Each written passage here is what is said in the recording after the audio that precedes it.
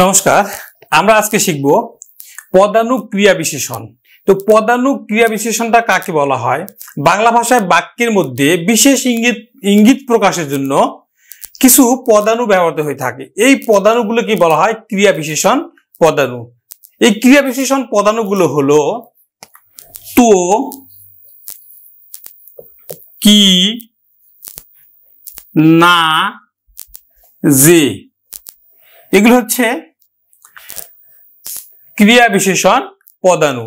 আজকে আমরা এই তো এর ব্যবহার নিয়ে আলোচনা করব। শিক্ষার্থী বন্ধু, হানা প্রশ্নে কিঞ্চিত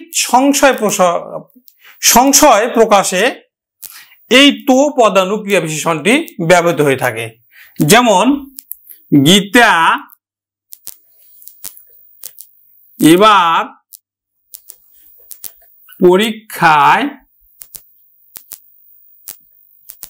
বসবে তো?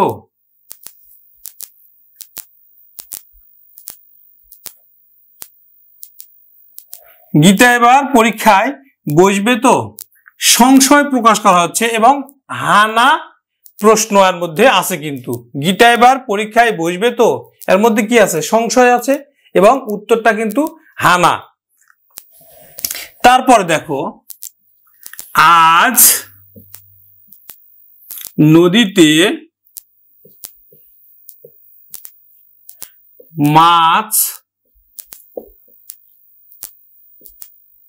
পাবো তো? সংশয় প্রকাশ আছে এর মধ্যে। এই যে তো ক্রিয়া বিশেষণ পদানুটা, আজ নদীতে মাছ পাবো তো, মাছ পাতেও পারি নাও পাতে পারি। দ্বিতীয়ত, তাহলে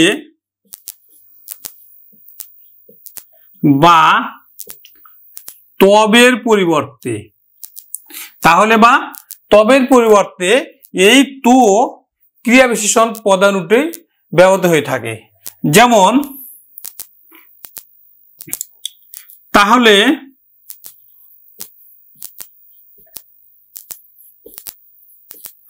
ওই কথায় রইল,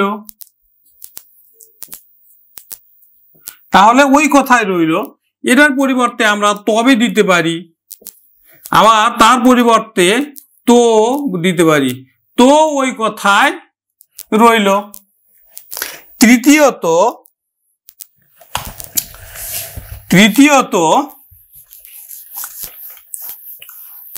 নিশ্চয়ার্থ প্রকাশে, যেমন হ্যাঁ তো, নিশ্চয়ার্থে প্রকাশে হ্যাঁ তো। খেয়েছি তো,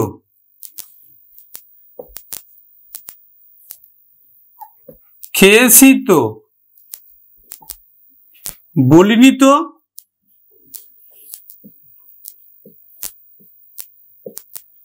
বলিনি তো।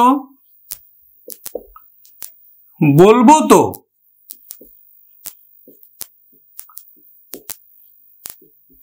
বলবো তো। চতুর্থ, ক্রিয়ার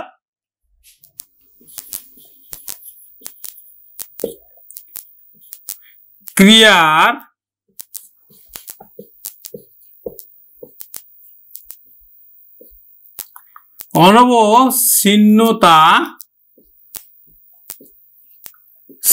অর্থে, যেমন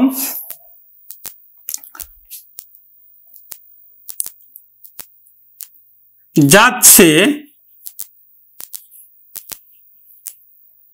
যাচ্ছে তো, যাচ্ছেই। যাচ্ছে তো, যাচ্ছেই। খাচ্ছে, খাচ্ছে তো, খাচ্ছেই।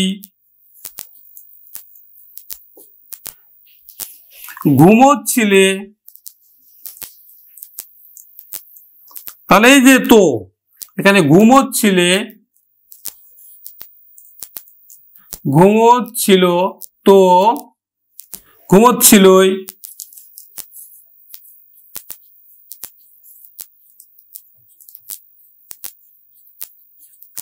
তো পঞ্চমত যদি অর্থে এই টু ক্রিয়া বিশেষণ পদানুটি ব্যবহৃত হয়ে থাকে, যেমন মরিত, মরব,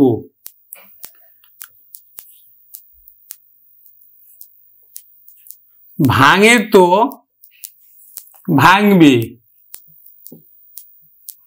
ভাঙে তো ভাঙবে, মরি তো মরবে। এই যে তো যদি অর্থে তো ক্রিয়া বিশেষণ পদানুটি ব্যবহৃত হয়েছে।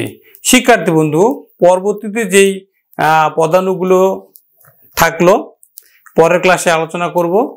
নমস্কার।